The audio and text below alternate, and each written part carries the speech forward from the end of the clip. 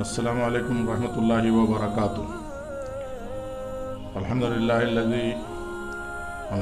رب العالمین والصلاة والسلام علی سید الانبیاء والمرسلین وعلی آلہ وصحبہ وبارک وسلم صلاۃ وسلام علیک یا رسول اللہ صلی اللہ علیہ وسلم۔ قال اللہ تعالی فی القرآن المجید اعوذ باللہ من الشیطان الرجیم بسم اللہ الرحمن الرحیم هو الذي بعث في الأميين رسولا منهم يتلو عليهم آياته ويزكيهم ويعلمهم الكتاب والحكمة وإن كانوا من قبل لفي ضلال مبين صدق الله العظيم۔ وقال الله تعالى في مقام آخر إن الله وملائكته يصلون على النبي يا أيها الذين آمنوا صلوا عليه وسلموا تسليما۔ اللهم صل على سيدنا شفينا نبينا مولانا محمد وعلى آل محمد النبي الأمي وعلى آله وسلم تسليما۔ وقال رسول الله صلى الله عليه وسلم إنما بعثت معلما أو كما قال عليه الصلاة والسلام۔ حضرات گرامی، سرکار دو عالم صلی اللہ تعالی علیہ وسلم کی اس دنیا میں آمد کا مہینہ چل رہا ہے۔ ہم کو اس مہینے کو سرکار دو عالم صلی اللہ تعالی علیہ وسلم کی سنتیں معلوم کر کے اس پر عمل کر کے سرکار سے اپنی محبت میں اور سرکار سے اپنے تعلق میں اضافہ کرنے کی ضرورت ہے۔ سورۃ الجمعہ کی آیت نمبر 2 جو میں نے ابھی آپ کے سامنے سنائی ہے، اس کا ترجمہ ہوتا ہے کہ اللہ تعالیٰ وہی ہے جس نے ان پڑھ لوگوں میں انہی میں سے ایک رسول بھیجا کہ ان پر اللہ تعالیٰ کی آیتیں وہ رسول پڑھتے ہیں اور انہیں پاک کرتے ہیں اور انہیں کتاب و حکمت کا علم عطا فرماتے ہیں، اور بے شک وہ اس سے پہلے ضرور کھلی گمراہی میں تھے۔ سرکار دو عالم صلی اللہ تعالیٰ علیہ وسلم بحیثیت معلم، اس عنوان پہ میں چند کلمات آپ کے سامنے پیش کرنے کی سعادت حاصل کر رہا ہوں۔ ناندیڑ سٹی نیوز والے قابل مبارکباد ہیں کہ اس قسم کے پروگرام آپ تک پہنچانے کا یہ ذریعہ بن رہے ہیں۔ اس آیت کریمہ میں اللہ تعالیٰ سرکار کے بارے میں فرما رہا ہے کہ سرکار تمام انسانوں کو کتاب اور حکمت کا علم عطا کرتے ہیں، سرکار معلم ہیں، یہ اللہ تعالیٰ نے اس آیت کریمہ میں فرمایا ہے۔ اور ایک حدیث پاک کا ایک حصہ بھی میں نے آپ کو سنایا کہ سرکار نے فرمایا انما بعثت معلما، اس کا مطلب یہ ہوتا ہے کہ سرکار نے اعلان فرمایا کہ اللہ تعالیٰ نے مجھے معلم بنا کر بھیجا ہے۔ اللہ تعالیٰ فرما رہا ہے سرکار معلم ہے، سرکار خود فرما رہے ہیں کہ اللہ تعالیٰ نے مجھے معلم بنا کر بھیجا ہے۔ نبی کا کام ہی لوگوں کو تعلیم دینا ہوتا ہے۔ نبوت اور تعلیم و تربیت کا ایک گہرا رشتہ ہے۔ تو ہم کو یہاں پہ یہ بات یاد رکھنا چاہیے کہ سرکار دو عالم صلی اللہ تعالیٰ علیہ وسلم نبی امی کیوں کہے جاتے ہیں؟ اس لیے کہ آپ امیین کے درمیان، بے پڑھے لوگوں کے درمیان آپ بھیجے گئے۔ بے پڑھے لوگوں کو تعلیم دینا مشکل کام ہوتا ہے، اس وجہ سے سرکار کو امی کہا جاتا ہے۔ دوسری وجہ یہ ہے کہ ام القریٰ یہ مکہ معظمہ کا نام ہے، تمام بستیوں کی وہ ماں کہلاتی ہے، بستی مکہ۔ تو سرکار چونکہ مکے میں بھیجے گئے اس لیے ام القریٰ والے نبی امی کا مطلب ہے کہ امیوں کے درمیان بھیجے گئے نبی اور ام القریٰ والے نبی۔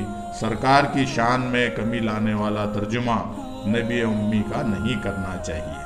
سرکار کی زندگی کا ہر پہلو ہمارے لیے معلم کی حیثیت رکھتا ہے، بہترین مثالی معلم ہے۔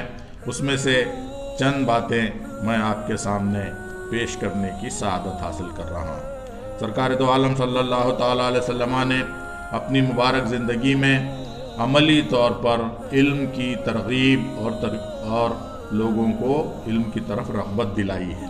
مثال کے طور پر آپ حضرات کو وہ سیرت پاک کا وہ واقعہ یاد ہوگا کہ بدر کی جنگ کے بعد، پہلی جنگ کے بعد جو قیدی لائے گئے تھے، سرکار دو عالم صلی اللہ تعالیٰ علیہ وسلم نے ان قیدیوں سے کہا تھا کہ مسلمان بچوں کو تعلیم دو تمہاری اس تعلیم کو ہم فدیے کے طور پر استعمال کریں گے، اور تم اگر ہمارے بچوں کو تعلیم دو گے تو تم کو قید سے رہا کر دیا جائے گا۔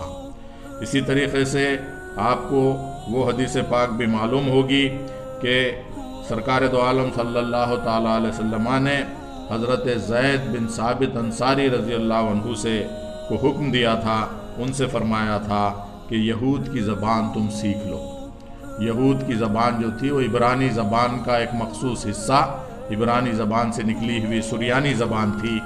تو سرکار دو عالم صلی اللہ تعالیٰ علیہ وسلم نے حضرت زید بن ثابت رضی اللہ عنہ کو سریانی زبان سیکھنے کا حکم دیا۔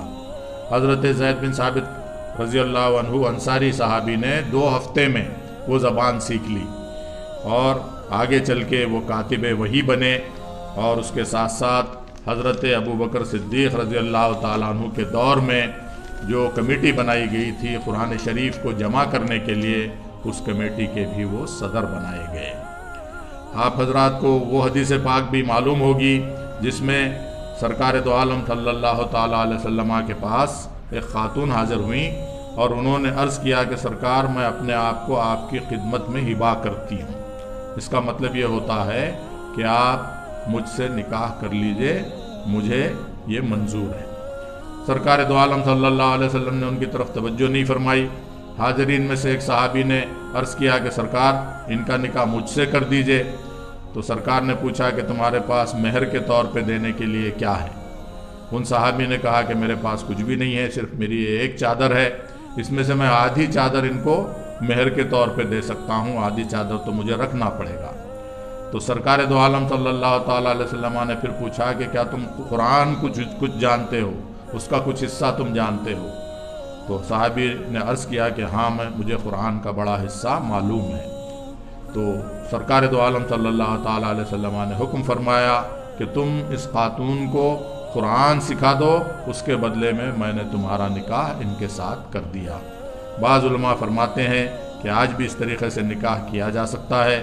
بعض علماء فرماتے ہیں کہ ایسی صورت میں بھی حضرت امام اعظم ابو حنیفہ رحمۃ اللہ علیہ کا فتویٰ یہ ہے کہ مہر مثل دینا پڑے گا۔ یہ حضرت امام اعظم ابو حنیفہ رحمۃ اللہ علیہ فرماتے ہیں۔ اصحاب صفہ کے بارے میں آپ حضرات جانتے ہیں کہ سرکار دو عالم صلی اللہ تعالیٰ علیہ وسلم کے پاس ایک مخصوص چبوترا تھا جس پہ ایسے صحابہ کرام تشریف رکھتے تھے جنہوں نے نکاح نہیں کیا ہوا تھا اور جن کے لیے کوئی کاروبار نہیں تھا۔ وہ 24 گھنٹے سرکار دو عالم صلی اللہ علیہ وسلم کی خدمت میں رہ کے وہاں پہ علم حاصل کیا کرتے تھے، سرکار سے وہ بہت ساری باتیں سیکھا کرتے تھے۔ تو یہ اصحاب صفہ کا چبوترا دراصل پہلی یونیورسٹی تھا، اور یہ سرکاری مہمان خانہ بھی تھا، یہ پہلا دارالعلوم بھی تھا۔ سرکار نے اس طریقے سے مختلف لوگوں کو علم عطا فرمایا ہے۔ جو اچھا معلم بننا چاہتا ہے اس کے لیے سرکار کی سیرت ہمارے لیے مثالی ہے۔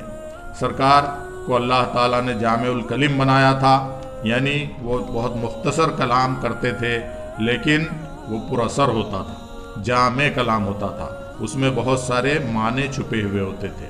گفتگو آپ نہایت صاف کرتے تھے، کلام آپ کا شیریں اور واضح ہوتا تھا، آپ نہ بہت کم گو تھے اور نہ بہت زیادہ گفتگو کرنے والے تھے۔ ام المومنین حضرت عائشہ صدیقہ رضی اللہ عنہا فرماتی ہیں کہ اگر کوئی چاہے تو سرکار کے الفاظ گننا چاہے تو گن لے سکتا تھا، ایسے صاف ایک ایک الفاظ کو آپ ادا کرتے تھے۔ ام معبد فرماتی ہیں کہ سرکار کی گفتگو ایسے ہوتی تھی جیسے موتی کے دانے پرو دیے گئے ہوں۔ تو ہم کو بھی اگر ہم یہ چاہتے ہیں کہ ہم اچھے معلم بنیں تو ہم کو سرکار کی سیرت سے سبق سیکھنا چاہیے، واضح گفتگو کرنا چاہیے، اور اس کے ساتھ ساتھ ہم کو شاگرد کے حق میں خیر خواہ بننا چاہیے، اس کی ضرورتوں کا لحاظ کرنا چاہیے۔ اگر ہم ایسا کرتے ہیں تو انشاءاللہ ہم جو کچھ بھی تعلیم دیں گے اس سے شاگرد کا بہت زیادہ فائدہ ہوگا۔ شریعت میں یہ بھی بتایا گیا ہے کہ ہم کہاں سے تعلیم حاصل کر رہے ہیں، اس کی طرف توجہ کرنا چاہیے۔ مستند ذرائع سے تعلیم حاصل کرنا چاہیے۔ جو آدھے دودھے علم سیکھے ہوئے ہیں ان سے علم نہیں سیکھنا چاہیے۔ نیٹ پر سے کیا لینا چاہیے کیا نہیں لینا چاہیے، इसकी तरफ भी तवज्जो करना बहुत ज़्यादा ज़रूरी है। सरकार दो आलम सल्लल्लाहु ताला अलैहि वसल्लम ने फरमाया कि अना मदीनतुल इल्म वलियुन बाबुहा। इसका मतलब ये होता है कि अल्लाह ताला ने मुझे इल्म का शहर बनाया है और हज़रत अली करमल्लाह वजहू उस शहर के दरवाज़ा हैं। यानी सरकार ने ये सिखाया है कि हमको बुज़ुर्गों से इल्म सीखना चाहिए, सहाबा किराम और अहले बैत किराम से सीखना चाहिए। हज़रत अली करमल्लाह वजहू सहाबी भी हैं और अहले बैत भी हैं, ऐसे लोगों से हमको इल्म सीखना चाहिए। एक बात याद रखना चाहिए कि मोजज़ा है मेरे सरकार का उम्मी होना, मोजज़ा है मेरे सरकार का उम्मी होना। आप पढ़ने नहीं आए हैं, पढ़ाने आए। मैं अल्लाह ताला से दुआ करता हूँ कि या रब्बल आलमीन हमको इस महीने में कसरत से दुरूद शरीफ पढ़ने की तौफीक नसीब फरमा। सरकार के इस दुनिया में तशरीफ़ लाने की खुशी में लोगों को खाना खिलाने की, फल तक़सीम करने की और ज़िक्र मीलाद करने की तौफीक नसीब फरमा। इस तरीक़े से हमको हमारे सरकार से ताल्लुक़ को मज़बूत बनाने की तौफीक नसीब फरमा। व आखिर दावाना अनिल हम्दुलिल्लाहि रब्बिल आलमीन।